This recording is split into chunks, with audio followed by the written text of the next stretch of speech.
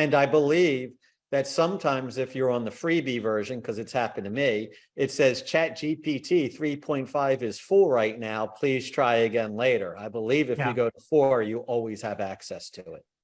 It will, no, you can sometimes, it can overload sometimes, but it's not as often. You get priority. You definitely get priority. Hello and welcome to another episode of Mortgage Influencers, where we bring you professionals who share insight into the latest trends, tips, industry technology, and services to help you be a mortgage influencer in your mortgage business.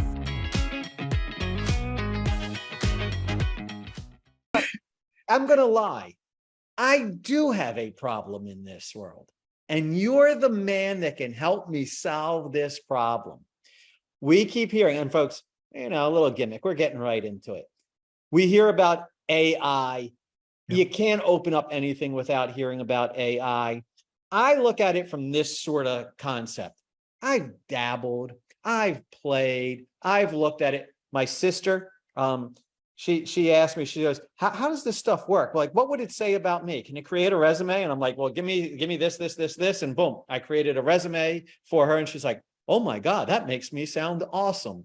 I played with it a little bit. I actually did go on the other day and say, hey, I'm looking to lose a couple pounds. Can you give me a diet that'll help me lose a couple pounds? And boom, all of a sudden it says, this is what you eat, breakfast, lunch, and dinner for the next 20 days. And you should lose this amount of weight. So I've used it.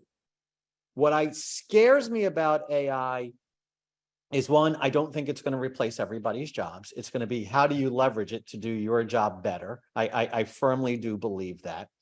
But I think there can be an over-reliance on it. So instead of the authenticity of us, and especially if you're a loan officer or something like that, or a real estate agent, how am I showing who I am? You're letting AI take over your own personality, which is a bad thing. But I also love to use it as a brainstorming tool. So yes. I'm sitting here as an individual, right? I'm self-employed. And if you're a loan officer or a real estate agent, I know you're working with a company, but it still feels like you're self-employed, right? Yeah. And it's a great way to say, am I thinking about this the wrong way? What's another way to look at that? What are other concerns that a first-time home buyer might have that I haven't thought about? And it's a great brainstorming tool. But I'm scratching the surface. And that's the beauty of my man, Scott, because Scott is, you can't see this, but he's like elbows deep in the AI. So I'm going to shut up for a second. I know he wants to talk about a couple of different AI platforms. I'm hoping you'll start with ChatGPT, because that's the one that I'm most familiar with. Yeah. We've actually asked Scott today to share his screen. So it's not just him talking about it. He can show us how to do some cool stuff. So Scott, boom, the mic is yours. All right, let me make sure I get the right screen here. Yep, that's the right screen. Okay, cool. And Steve, if you want to chat, man the chat, I'm not going to pay attention to that. Yep, I got that. Okay, so yeah, I'm going to show you some bells and some whistles and some fun stuff that is kind of going on. And Steve, you said something that's really, really important. First of all, we're all scratching the surface of this, because what this technology can do is going to be different for every single person that uses it. One of the things that you heard when the AI first came out is, well, everybody's going to sound like AI. Everything's going to sound the same. But that is absolutely not the case. It will never give two people the exact same information. And if you don't like the information, you just tell it to regenerate the information and give you more. One of the biggest things that I see with people that start it is they do what you were doing. And this is how I started. I used it as a search engine. I said, can you give me, I want to lose some weight. Can you give me the top 10 ideas? Well, all it's doing is, they call it observational search. It has billions of data points. It's not live. It's not on the internet. It only goes up to September 2021. So if there's a new diet that came out in October of 2021, it didn't give you any of that advice. So it goes out there, it observes all of the information, and then it gives you the best answer. What AI is really good at is figuring out what you think you're asking it to do. And this is one of the most important things that I think you need to understand, or that you should understand if you really want to get the most out of AI. First of all, don't ever use it for something that you don't already know the answer to, right? Because it makes stuff up all the time, constantly. There's a couple of cases right now. There's a couple of attorneys in Oregon that are losing their license. And there's a great case in New York where the prosecutor said, Judge, none of the precedents that the defense is citing, those aren't real cases. And so the judge pulls them up to the desk, and the defense attorney goes, no, I asked ChatGPT to create these. And he says, but I don't think those are real cases. And he goes, no, they are. I asked ChatGPT if they were real cases, and it said that they were. And they weren't. They were completely made up. And I've had it make up some crazy stuff. So what you're actually looking at on my screen is what I call it a setup prompt. So I wanted to create a bunch of content about student loan payments that are coming up, that are going to be due in October. It's a huge deal. Everybody on this call should know about this. They should know that student loan payments are going to start in October, and it's going to be complete chaos. So my setup prompt is, I want you to act like a loan officer, create a series of content pieces for all of these topics. And then I told it everything that I know about the topics. Now, the great thing is my grammar doesn't have to be perfect. It can be bullet points. I can copy and paste from different articles if I want. And Scott, scroll back up to the top of your prompt. You said something earlier in our conversation is you can change the voice. Yeah. What you do in your first sentence, I want you to act like a mortgage loan officer. You could say, I want you to act like a real estate agent. I want you to act like an attorney, or I want you to act like a student at university. Now, all of a sudden, it's going to say it in different verbiage and that way. So you can absolutely change the voice of it. The other thing, here's a caveat to something that you said, Scott. Whatever he's showing us today, it's going to change in 2 months, 3 months, 4 months, 5 months. 2 hours. Because it's constantly evolving. So that's why you got to get in today and go along with the evolution of it, because once it gets where it is, you're going to be left behind. So that's a great segue to what I really wanted to show you here. Is there's a new feature. I don't know if this is only the ChatGPT 4 or ChatGPT Plus, but there's a new feature with ChatGPT now, because before you had to go in there and explain you had to the difference. what you did. What's ChatGPT 4 and ChatGPT Plus? Because I bet you some people don't know that. I'm getting so that. The free version is 3.5 and the paid version is 4. So there's a pretty big difference between 3 and 4, but for most people, 99% of people, the free version is going to be okay. The 4 version, so this is the free version. The 4 version, you have plugins. So you have different things that it can do, and plugins are just plugins are all these different things. Like you can plug it into the Bible and you can ask it questions, and the Bible is the source. You can plug it into the Quran. You can plug it into the U.S. Federal Law Library. You can search websites. So that's connections that it made with all of these different sites like Travelocity. Give me an itinerary for a 2-week vacation in Paris. And it'll go to Travelocity, and it'll go and it'll say, go to this place and this thing. So that's the difference between 3 and 4. 4 is $20 a month, and it's very advanced. It's much quicker. It's more concise, and the logic is better if you're trying to trick it and give it logic questions. And I believe that sometimes if you're on the freebie version, because it's happened to me, it says ChatGPT 3.5 is full right now. Please try again later. I believe if you go to 4, you always have access to it. It will. No, you can sometimes, it can overload sometimes, but it's not as often. You get priority. You definitely get priority. I think they fixed that. It used to be that way a lot in the past, but recently I'm not having that many challenges. ChatGPT 4 also increased the input and the output, so you can input a lot more content. So, for instance, this one, the setup prompt that I showed you is pretty long. You wouldn't have been able to do that probably 2 weeks ago. It would have said the prompt is too long and you have to break it up. But here's what I want to show you. So there's a new setting. So if you click on your name down here on the bottom, and when you sign up, your name will be down here on the bottom. You go to settings and you go to beta features, and there's a new thing called custom instructions. So custom instructions is pretty cool. Once you turn that on, now this is where you can tell it who you are and how you want it to act most of the time. So this is where I can say, I'm Steve Richmond, I'm a public speaker. I talk about these topics. These are my values. These are the things I always want people to know. Here's my approach. I like to be humorous. You can tell it whatever you want. So it says, what would you like ChatGPT to know about you for better responses? So it's who you are. So, okay, so here we go. Where are you based? What do you do for work? What are your hobbies? What subjects do you like to talk about? What are some of your goals? And then how would you like to talk about for hours? I like that. Yeah, so you have 1,500 characters.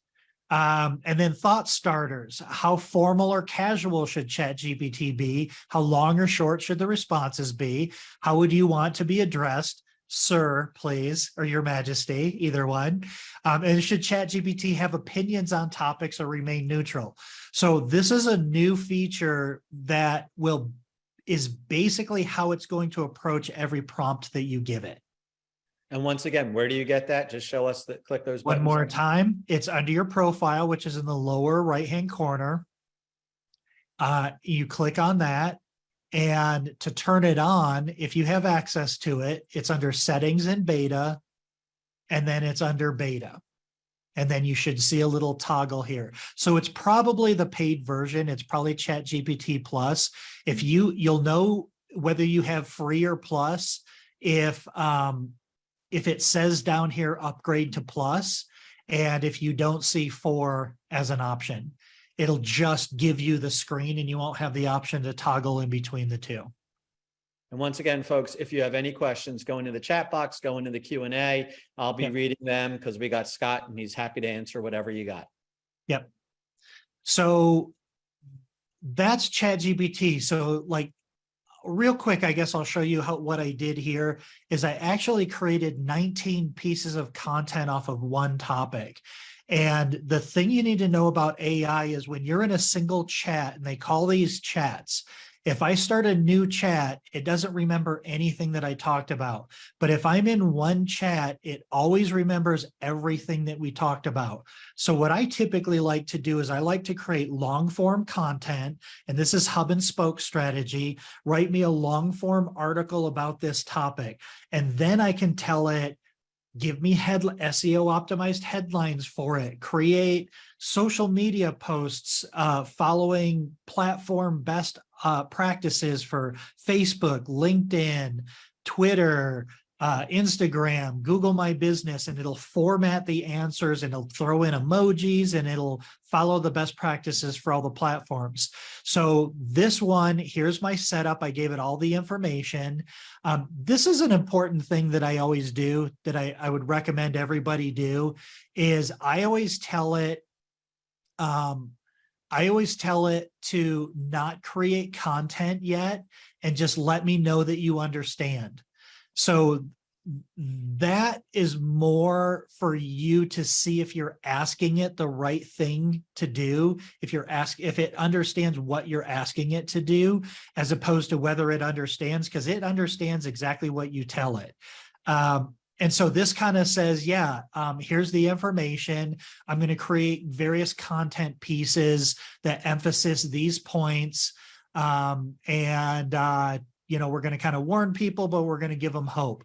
And then I create a blog posts.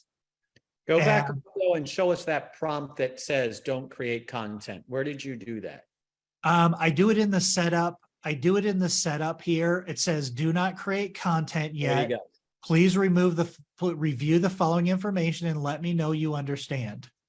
So I put that on all of mine. And then this, I just wrote a diatribe of everything that I know about this topic. I'm putting together classes for this now. So I've been knee deep in the student loan payment crisis for the last 2 weeks. So I wrote everything that I wanted it to know, what I'm afraid of, what I should want to warn people about, what they should look out for, what their options are going to be, how they can find out what their options are. And with student loans, it's been in the news every day for the last 2 or 3 weeks. And there's something that changes every single day. And there's a lot of confusion and a lot of clickbait headlines. So I'm saying, you may have heard this headline. Here's what this really means. And so I'm telling it everything. And then it says, okay, here's what I think you're telling me. And it's correct. And then I say, great, I want to start with a blog post that explains a sense of urgency for home buyers. Now, this prompt is for homeowners, so I approached it different ways. And then I said, write me a blog post that talks about this. So it wrote me a blog post. And I asked it to put headlines and bullet points to make it easier to read and to follow SEO best practices. Then I asked it to write me a series of 5 emails that I can send to home buyers to let them know. And basically, this is going to affect purchasing power. If their student loan payments are high, I want to let them know that there's a such thing as income-based payments that'll lower their payment according to their income and how many people are in their household. And actually, one of the new plans that the administration just put out cut that payment in half. And it raised the income limit so more people qualify. So this is taking topics from my long form blog post, and it's writing a series of 5 emails. My call to action is to reach out to me or schedule a time on my calendar to get more information. So here's more information about it. Here's how we plan ahead. Here's to watch out for private student loan consolidation schemes that are tricking people into permanent higher payments. Then I asked it to write me 3 Facebook posts. So here's 3 Facebook posts that it gave me. And again, it's all coming from that setup prompt. Then I'm doing Facebook ads, that I'm doing. I would just say, remember when you're listening to what Scott says, is it doesn't have last week's information on it. So No. He's providing the actual facts, the data, the information. And what the ChatGPT is doing is it's rewording it and restructuring it, but the knowledge base is still coming from Scott. It's not scouring the internet for you. Yes. So that's a good segue for Bard. Let's look at Bard, because I told you why I did it. I wanted to give you a good segue. This can go so fast. So Bard is connected to the internet. It's Google's version. Now, when Google Bard was introduced globally in February of this year, so ChatGPT was only released, it's a baby. It was born in November of 2022. It's barely 8 months old. Bard was rolled out on February 22nd, I think, of 2023. When Google Bard did a video of an example at this worldwide live stream or conference, and it asked it, how do I describe what the Hubble telescope does to my 9th grader? It got it wrong, and Google lost $1 billion in market value overnight. So now 2 weeks ago, or about 3 weeks ago, Google had a global conference, and it's been upgraded and it's a lot better. It's really, really amazing. But I just want to show you the coolest new version. And I also want to just show everybody at the very top, how do you get to it? The other one was OpenAI ChatGPT. This is bard.google.com. Bard.google.com. Now, Bard has a new version. You can enter in prompts here. So ChatGPT is going to be your copywriter, your artist, your mathematician, whatever you're going to ask a professional. I use it for copywriting and content. So that's what it is. Google Bard, the way that they describe it, is it's a librarian for the world's information. So it's not going to talk to you like ChatGPT. ChatGPT is designed for conversation. Bard is still a search engine, but it basically, you're going to ask it, the librarian is going to go to the internet and it's going to come back and say, I found this information for you. And then it's going to give you links and it's going to cite the different links and things like that. But one of the cool things that they just did is this little plus symbol down here. You can now upload pictures and it can see pictures. So my experiment was, well, can a real estate agent use this to write their listing descriptions? So I pasted this picture from a listing from Redfin. And I said, can you describe this picture for me? And it says it shows a bedroom with a queen size bed and a dresser and a television. The bed is against the wall opposite the door. So like, that's pretty cool technology, right? Then I said, then I gave it a kitchen and I said, can you describe this kitchen for an audience of home buyers? The description will be part of a real estate listing to sell this home. And then it gave me that. And it sort of said, this kitchen is the heart of the home. This one is no exception. It is spacious and well appointed with everything you need to cook up a delicious meal. And then it kind of gives you a bunch of bullet points. So play with Bard. It's free. It's fun. You can ask it to do different things and it'll give you links and it'll show you where it got the information from. Could I take a picture of you, put it in there and say, who is this?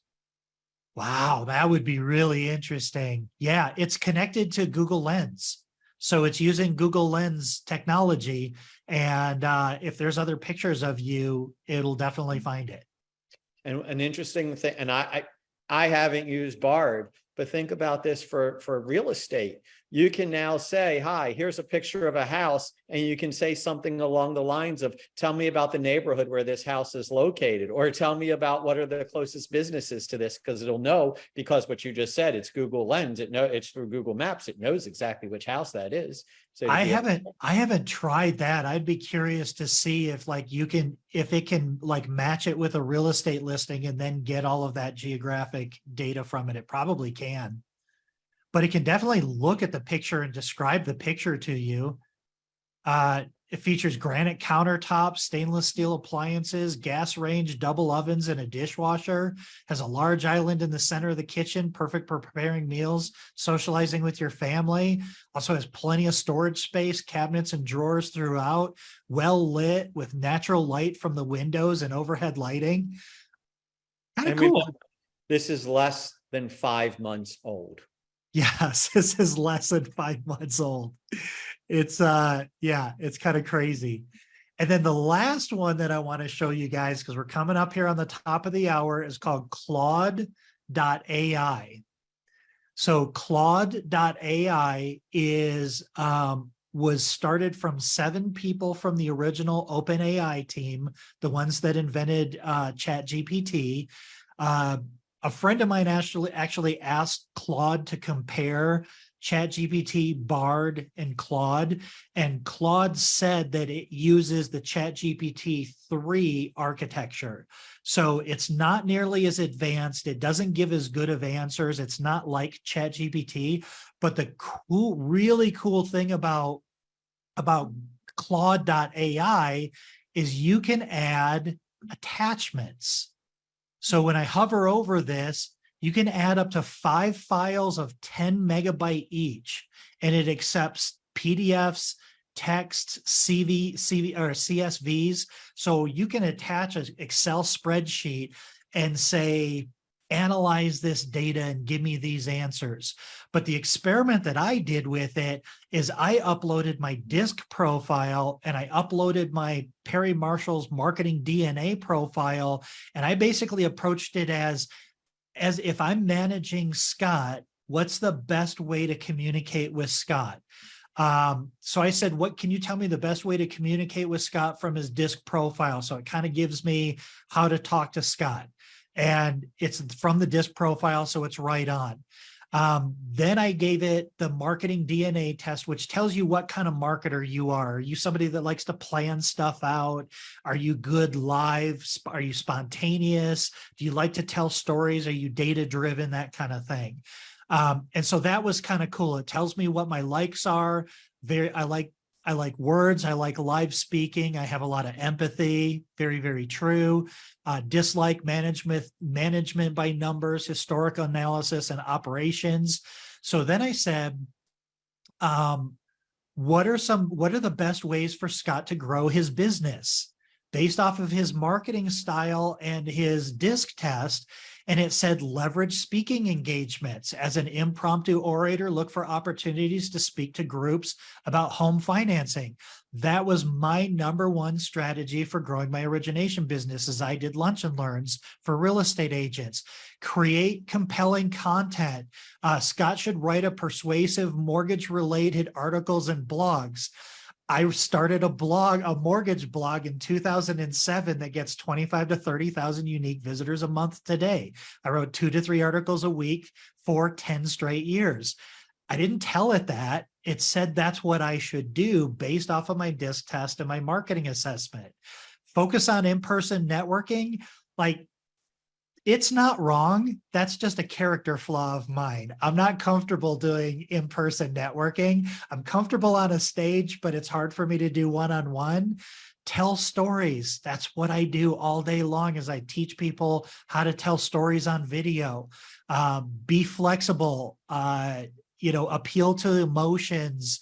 And then you can, Scott, I don't know if you can do this with Claude, but you can go back to ChatGPT and say, how can I focus on in-person networking? And it will give you ideas on how to do that. Because this just says, hey, focus on in-person networking. And you say, how do I do that? Boom, it'll give you ideas how to make that happen. And this part is kind of cool. So then I was thinking, well, what if I manage a team? What if I manage a team of loan officers and everybody's kind of struggling right now? So how do I communicate with them to inspire them? And so this one, I asked it, how do I try to win an argument or persuade Scott? And it told me how to approach me. Then what I did is I said, which was really good. It told it exactly how to approach me. Then what I did is I said, here's a bio from a local real estate agent that I want to introduce Scott to. How should he approach this real estate agent based off of their bio in LinkedIn? And it said, and it told me how I should approach this person, what things we have in common, what things I should bring up. And then this one was, I'm Scott's manager. If I'm Scott's manager and he's feeling a bit down about the industry right now, how can I communicate with him to bring his energy up and prepare him for success in this market? And it says, emphasize helping people, remind him that he's making an impact on people that are out there trying to figure out this market. Outline a clear path, allow time to process, focus on quality actions. Once again, and it goes, I'm looking how do I do this? I'm flipping it right back to how we started. Yep. It's not replacing your job. It's something that you can leverage to do your job better. That's right. 100%. This will never replace people. This will only make what you already do better. It'll save you time, because you could come up with this stuff. You could grab your employee's DISC test and you can learn how to do DISC assessments. But yeah, that's all any of this is. Those are some cool things. Those are some fun things that you can do with those 3 platforms. And did that get your juices flowing a little bit? I'll tell you what I'm going to do. And it's back to networking. If you don't know this, you can go to LinkedIn and you can download an Excel spreadsheet of all the people that you're associated with on LinkedIn. And it will give you the person's first name, last name, and the company that they work for. I'm now going to take that to Claude and say, based upon the person's first name, last name, and the company they work for, find the email address for their work email address for this person. And I want to see if it's going to download and find all the email addresses. Claude is not connected to the internet. I would see if you can do it in Bard. Okay. Bard is connected to the internet. ChatGPT had a Bing interface that they disconnected. But what I can also tell you, so this was something that I tried, is I wanted to take their LinkedIn About profile and ask them if they could give me their disc profile based off of content that they've written, and it wouldn't do it. So there are definitely safety things in there, like it won't do psychological profiling. I doubt it will find email addresses, but I would love to hear if that worked. I'm going to play. I'm going to try. You absolutely should try. But yeah, the sky is the limit. Hopefully this demystifies this a little bit. It's not scary. It's fun. Just experiment with it. You can't do it wrong. But just play with it and get comfortable with it, because it is going to fundamentally change the way that we interface with the world's information. If you're not doing it now, you need to do it now so you can get prepared for it in the future. Imagine if it was 20 years ago, 40 years ago, and you were trying to explain to people what Google did. And you're like, oh, if you could just go get online and figure out what Google does, that's how you should be thinking about AI, because it's the new way to find this stuff. It's the new way to communicate, but you got to get on it because it's constantly evolving. Scott, you are the man. You have a ton of information. Forget about me. Everybody who's sitting here and looking at this is giving a thumbs up. It just floated up the screen. Thumbs up. Thank you so much for sharing that information with us today. Absolutely. Everybody, that's Scott. I'm Steve. I hope you have stay in the air conditioning. It's too hot outside, and I hope you have a great rest of your week. Take care, everybody. Thanks, everybody. Bye.